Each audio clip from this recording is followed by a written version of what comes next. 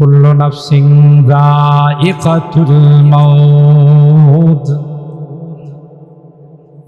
এ দুনিয়ার মানুষ মনে রাখো, দুনিয়াতে আসছো আর কখনো যাবে না। এ কথা কোনোদিন তোমাদের ভাবার অবকাশ নাই যে আসছি আর কোনোদিন এখান থেকে বিদায় নেব না। তোমার বাবা ছিল, তোমার দাদা ছিল, তোমার পূর্বপুরুষরা ছিল, খবর নিয়ে দেখো একজনও দুনিয়ার জমিনে নাই। সবাই দুনিয়ার জমিন থেকে বিদায় নিয়ে পরপারের বাসিন্দা হয়ে গেছে। শুধু তুমি কেন, তোমার বাপ দাদা কেন? পৃথিবীর ইতিহাসকে একটু তালাশ করে দেখো। হাতে আকলিম কা খাজানা আজ है वो जिनके साथ, হাতে আকলিম কা খাজানা आज है वो जिनके साथ, गोर में जाएंगे कल वो पाबुरहाना खाली हाथ। কবি ডাক দিয়া বলেন, গোটা বিশ্বের যারা বাদশা ছিল, গোটা বিশ্ব যাদের আঙ্গুলের ইশারায় চলে, যেমন বর্তমান বিশ্বের মোড়ল ধরা হাত আমেরিকাকে, জো বাইডেনকে, চায়নার প্রেসিডেন্ট শি জিনপিংকে, যারা গোটা বিশ্বের মধ্যে যাদের কর্তৃত্ব চলে, যাদের মোড়লগিরি চলে, আপনাদের কি ধারণা থাকবে না যাবে? কথা কয় না? এরা কি চিরকাল দুনিয়াতে থাকবে না, বিদায় নিয়ে যাবে? কবি ডাক দিয়া বলেন, হাতে আকলিম কা খাজানা আজ है वो जिनके साथ, गौर में जाएंगे कल वो पाबुरहाना खाली हाथ। গোটা বিশ্বের যারা বাদশা ছিল, গোটা বিশ্ব যাদের ইশারায় ইঙ্গিতে চলত, হযরতে সুলাইমান পয়গম্বর, হযরতে যুলকারনাইন, বিশ্ব হারামজাদা নমরুদ, বুখতে নাসার সহ যারা গোটা বিশ্বের রাজত্ব করেছে, যাদের আঙ্গুলের ইশারায় গোটা বিশ্ব চলতে বাধ্য ছিল, কবি বলেন খবর নিয়ে দেখো, এরা কিন্তু দুনিয়া থেকে চলে গেছে, পায়ের জুতাটা পর্যন্ত নেওয়ার তাদের কোনো সুযোগ ছিল না। কি বলেন ঠিক? নামা তুওয়াফাউনা উজুরাকুম ইয়াউমাল কিয়ামাহ ফামান যুহজিহা আনিন নারি ওয়া উদখিলাল জান্নাত وأدخل الجنة فقد فاز وما الحياة الدنيا إلا متاع الغرور. وقال النبي صلى الله عليه وسلم اذكروا محاسن موتاكم وكفوا عن مساويهم أو كما قال عليه الصلاة والسلام. بارك الله لنا ولكم في القرآن العظيم ونفعنا وإياكم بالآيات والذكر الحكيم. صدق الله العظيم وصدق رسوله النبي الكريم ونحن على ذلك لمن الشاهدين والشاكرين. الحمد لله رب العالمين.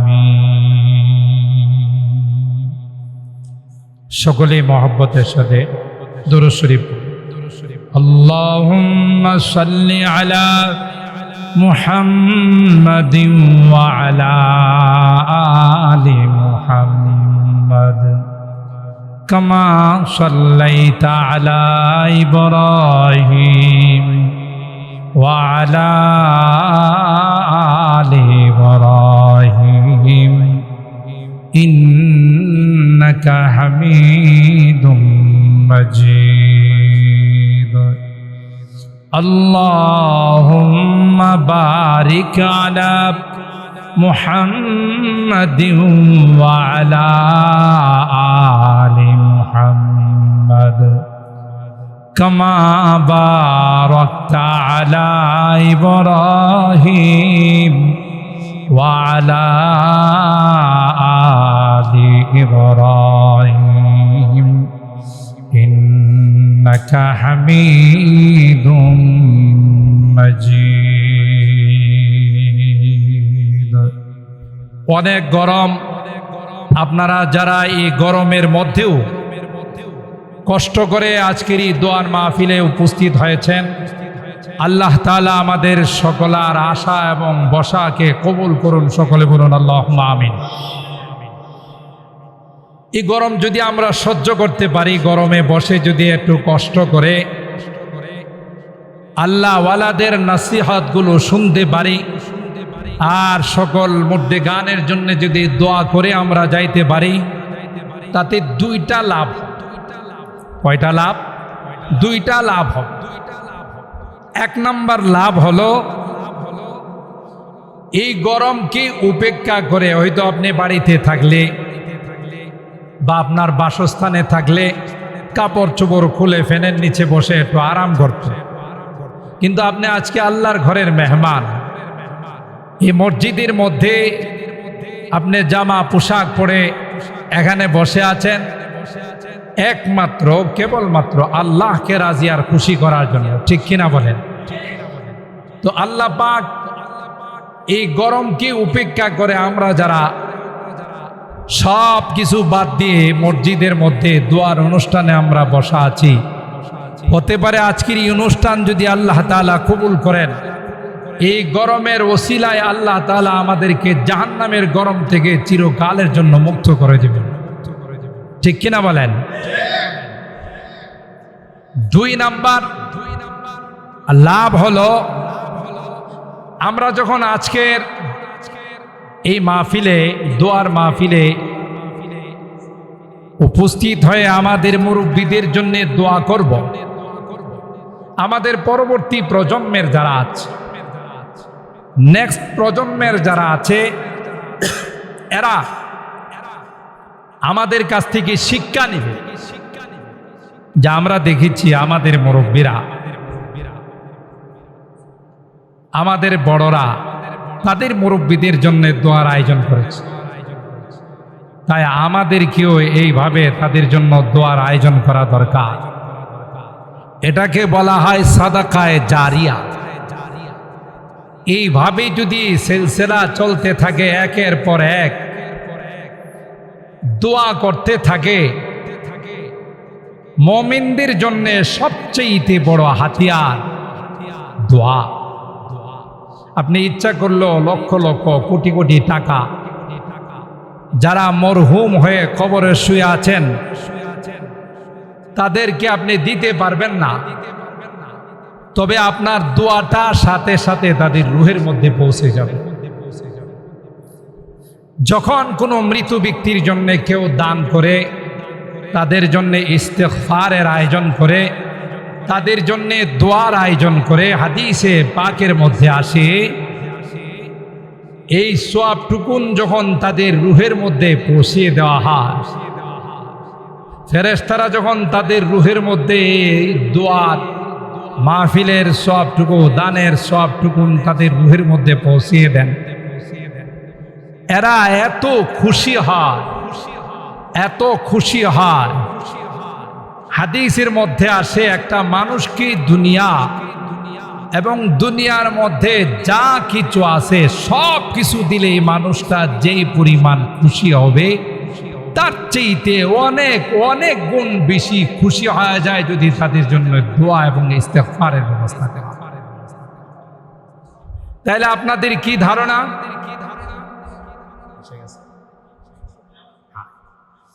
তাইলে আপনাদের কি ধারণা আমরা আজকে শুধুই দুইজন বড় মানুষ আমাদের সকলার মুরব্বী ছিলেন, তাদের নাম পোস্টারে দেওয়ার পাশাপাশি কি দেওয়া আছে, সকল মুরব্বীদের রুহের মাগফিরাত কামনায় আজকের এই দোয়ার আয়োজন। তাহলে এখানে আমার আপনার মা বাবা আত্মীয় স্বজন মুরব্বীরাও আছে না নাই? বলেন, একটু কথা বলতে হবে, আছে না নাই? আছে। তাহলে আপনি এখানে বসা, এখানে সময় দেওয়া, বুঝা গেল এটা শুধু ওনাদের জন্যে নয়। এক নাম্বার হলো আমার মুরব্বীরা, আমার মা বাবা, আমার আত্মীয় স্বজন যারা আছেন তাদের জন্য আমি দোয়া করে গেলাম, বরং আমি নিজের জন্য দোয়ার ব্যবস্থা করে গেলাম। সুবহানাল্লাহ। কারণ আমার কাছ থেকে শিখবে, আমাদের এই ব্যবহার থেকে আমাদের যারা পরবর্তীতে আসতেছে ওরা শিখবে। তাইলে কেমন যেন আমি আমার জন্য একটা দোয়ার আয়োজন করে গেলাম, আজকের এই দোয়ার মাহফিলে উপস্থিত হয়। তাই আমি বিনীতভাবে অনুরোধ করব, আশপাশে যারা আছে, আমাদের বাজারেও অনেক মুসল্লিয়ানে কেরাম আছেন, মাহফিলটা যদিও মসজিদের ভিতরে হচ্ছে, আরবিতে বলা হয় কাম আর কাইফ, এটা সংখ্যায় যদি মানুষ কমও থাকে কিন্তু এই মাহফিলটার কদর মর্তবা, তার আজমত অনেক বেশি। এই কারণে যে এখানে অনেক বুজুর্গ উলামায়ে কেরাম, অনেক আল্লাহওয়ালাদের উপস্থিতি হয়েছে। সুতরাং মাহফিলের দাম আল্লাহর কাছে অনেক বেশি। তাই আমরা সময় বাজারে নষ্ট না করে, বাড়িতে নষ্ট না করে আসুন আমরা আজকে এই দোয়ার মাহফিলে উপস্থিত হয়, একটু সময় কষ্ট করে বসি, দুনিয়াতেও লাভ হবে, পরকালেও লাভ হবে। আল্লাহ তাআলা আমাদের সকলকে এই মোনাজাতে, দোয়াতে এবং নসিহতে অংশগ্রহণ করার তৌফিক দান করুন। সকলে বলুন আল্লাহুম্মা আমিন। আমি আগেই বলেছি, খুব লম্বা আলোচনা নয়, প্রচণ্ড গরমে আপনারা কষ্ট করে বসে আছেন এবং উলামায়ে কেরাম আলহামদুলিল্লাহ মোটামুটি সকলে উপস্থিত হয়ে গেছে। তাই আমি মুখতাসারভাবে, সংক্ষিপ্ত আন্দাজে কোরআনে কারীমের আয়াতে কারীমা এবং রসুল আকরম সাল্লাল্লাহু তাআলা আলাইহি ওয়াসাল্লামের যে হাদিসখানা পাঠ করেছি তার উপর দুই একটি কথা বলেই আমার আলোচনার ইতি টানবো। আল্লাহ পাকের দরবারে তৌফিক চাই, আল্লাহুম্মা আমিন। আল্লাহ পাক রব্বুল আলামিন কোরআনুল কারীমের সূরা আল মুলক এর শুরুতেই আল্লাহ তাআলা আমাদেরকে জানিয়ে দিয়েছেন, আল্লাযী খালাকাল মাউতা ওয়াল হায়াতা লিয়াবলুয়াকুম আইয়ুকুম আহসানু আমালা। যিনি হায়াত আর মওতকে সৃষ্টি করেছেন, উদ্দেশ্য হলো লিয়াবলুয়াকুম, তোমাদেরকে পরীক্ষা করবেন, আইয়ুকুম আহসানু আমালা, কার আমল কত সুন্দর। শুধু কিন্তু আকসারু আমালা আল্লাহ এখানে ইরশাদ করেন না, কার আমল কত বেশি এটা আল্লাহ বলেন নাই, কার আমল কত সুন্দর। সুন্দর জিনিস যদি অল্প হয় তার দাম অনেক বেশি। কি বলেন, ঠিক না বে ঠিক? আপনি যে কোনো একটা জিনিস যদি আপনি চয়েস করেন, স্বর্ণের জিনিস হোক, রূপার জিনিস হোক, অথবা অন্য কোনো জিনিস হোক, জিনিসটা যদি সুন্দর হয়, আপনার চোখে লেগে যায়, তাইলে কিন্তু দাম যাই বলো, যেহেতু আপনার চয়েস, আপনার পছন্দ, টাকার দিকে আপনি তাকাবেন না, ওইটা আপনাকে কিনতেই হবে, যেহেতু জিনিসটা আমার কাছে ভালো লাগে। ঠিক আল্লাহ পাক আয়াতে কারিমায় আমাদেরকে জানান দিচ্ছেন, আহসানু আমালা, কে তোমাদের মধ্যে সবচেয়ে সুন্দর আমল করে। এই প্রতিযোগিতাটা আমি দেখার জন্যই তোমাদেরকে বানাইছি। তাইলে বুঝা গেল আমাদের দুনিয়ার হায়াতের মাকসাদ, এই জিন্দেগির মাকসাদ পরকালের আমলের মধ্যে প্রতিযোগিতা করা। কোরআনে কারীমের বহু জায়গায় আল্লাহ তাআলা ফাস্তাবিকুল খায়রাত, তোমরা ভালো কাজে প্রতিযোগিতা করো, ওয়াসারিউ ইলা মাগফিরাতিম মির রাব্বিকুম, তোমরা কার চাইতে ভালো আল্লাহর কাছে কার চাইতে কে বেশি ক্ষমার জন্য প্রতিযোগিতা করতে পারো।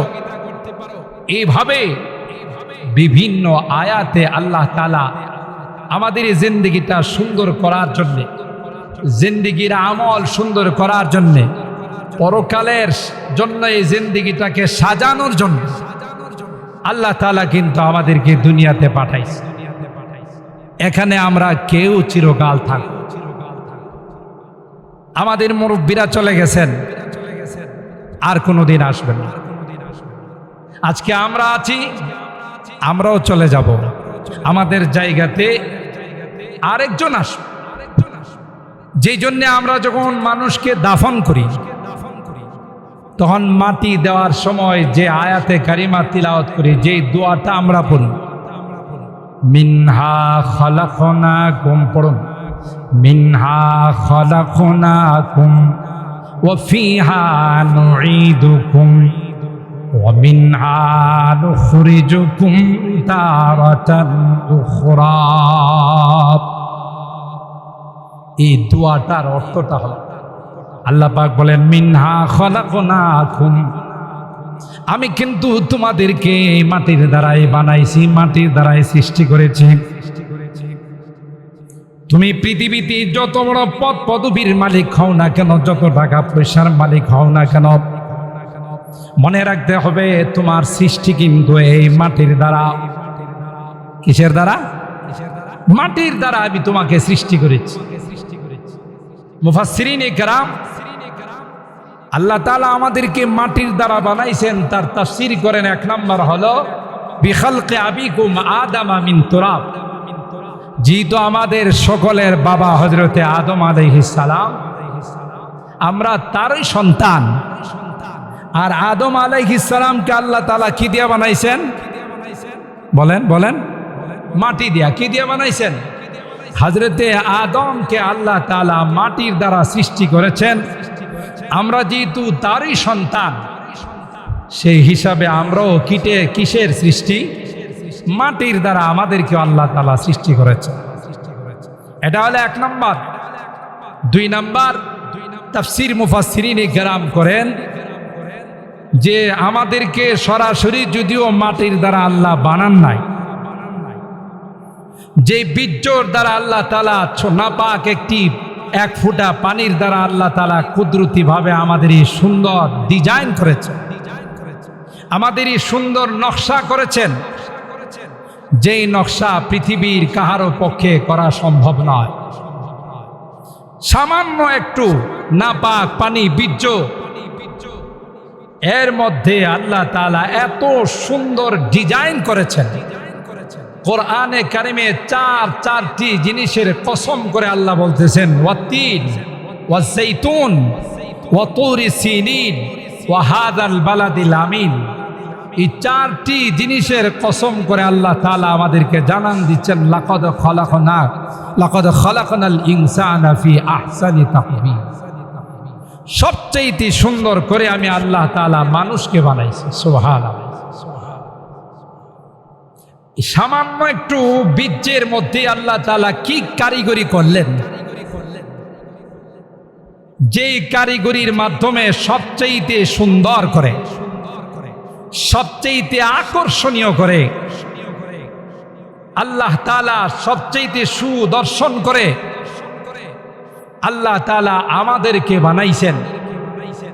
তো যেই বীর্যের দ্বারা আল্লাহ আমাদেরকে বানাইছেন, ওই বীর্যটা যেই জিনিস দ্বারা উৎপাদিত হয়, মানুষ ফল ফসল, গাছগাছালির জমিনের ফল ফসল খাওয়ার পর এই বীর্যটা ওখানে সৃষ্টি হয়, আর তার দ্বারা আল্লাহ আমাদেরকে বানাইছেন। সুতরাং বলা যায় আমাদেরকে আল্লাহ তাআলা এই বীর্যটা যেহেতু এমন জিনিসের দ্বারা উৎপাদিত হয় যেগুলো মাটির থেকে উৎপন্ন হয়। তাই আমাদেরকে আল্লাহ তাআলা মাটির দ্বারাই সৃষ্টি করেছে। তো আল্লাহ তাআলা এখানে এই আয়াতে কারিমার মধ্যে আমাদেরকে স্পষ্টভাবে জানান দিয়েছেন, মিনহা খলাকনাকুম, আমি কিন্তু তোমাদেরকে মাটির দ্বারা বানাইছি। তবে মনে করো না এই তোমাদের শেষ, আমার হাত থেকে ছুটে গেলে, না না, ওয়াফিহা নুঈদুকুম, আবার কিন্তু এই মাটিতে আমি তোমাদেরকে ফেরত নিয়ে আসবো। আল্লাহু আকবার বলেন। কোন মাটিতে? যেই মাটির দ্বারা বানাইছি ওই মাটি তোমাদের ঠিকানা হবে।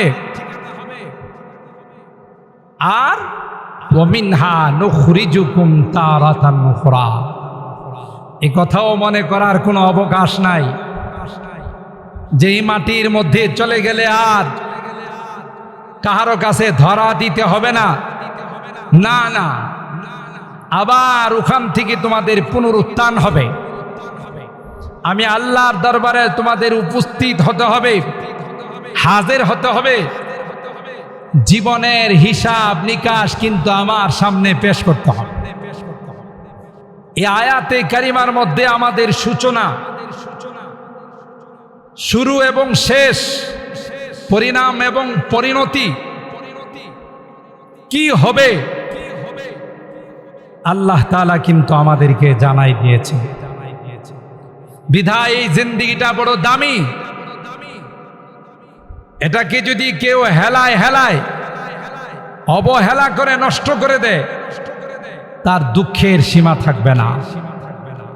আর যারা এই জিন্দেগিটাকে আল্লাহর দেওয়া বিধান মতো, রাসূল আকরাম সাল্লাল্লাহু তাআলা আলাইহি ওয়াসাল্লামের দেওয়া তরিকা মতো এই জিন্দেগি পরিচালনা করবে, তারা সফল কাম।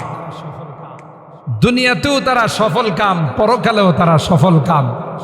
সমস্ত জিন্দেগির মধ্যেই তাদের জন্য শুধু নাজ আর নিয়ামত, শুধু অভ্যর্থনা। তাই আল্লাহ তাআলা সূরা আলে ইমরানের এই আয়াতের মধ্যে আমাদেরকে জানান দিয়েছে, কুল্লু নাফসিন যায়িকাতুল মাউত। এ দুনিয়ার মানুষ, মনে রাখো, দুনিয়াতে আসছো আর কখনো যাবে না। এ কথা কোনোদিন তোমাদের ভাবার অবকাশ নাই যে আসছি আর কোনোদিন এখান থেকে বিদায় নেব না। তোমার বাবা ছিল, তোমার দাদা ছিল, তোমার পূর্বপুরুষরা ছিল, খবর নিয়ে দেখো একজনও দুনিয়ার জমিনে নাই। সবাই দুনিয়ার জমিন থেকে বিদায় নিয়ে পরপারের বাসিন্দা হয়ে গেছে। শুধু তুমি কেন, তোমার বাপ দাদা কেন? পৃথিবীর ইতিহাসকে একটু তালাশ করে দেখো। হাফতে আকলিম কা খাজানা আজ হে वो जिनके साथ, হাফতে আকলিম কা খাজানা আজ হে वो जिनके साथ, गोर में जाएंगे कल वो पाबुरहाना खालिहा। কবি ডাক দিয়া বলেন, গোটা বিশ্বের যারা বাদশা ছিল, গোটা বিশ্ব যাদের আঙ্গুলের ইশারায় চলে,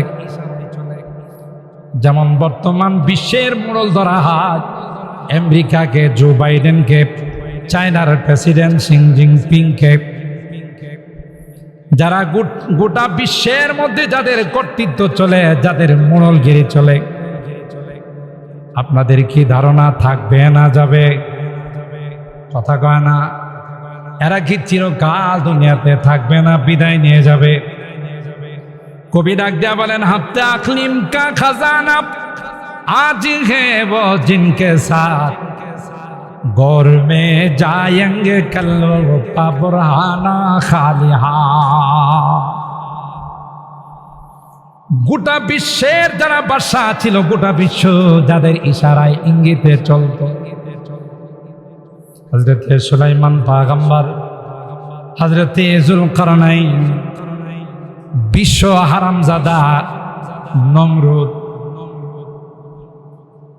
বুখতে নাসার সহ যারা গোটা বিশ্বের রাজত্ব করেছে, যাদের আঙ্গুলের ইশারায় গোটা বিশ্ব চলতে বাধ্য ছিল, কবি বলেন খবর নিয়ে দেখো এরা কিন্তু দুনিয়া থেকে চলে গেছে, পায়ের জুতাটা পর্যন্ত নেওয়ার তাদের কোনো সুযোগ ছিল না। কি বলেন ঠিক?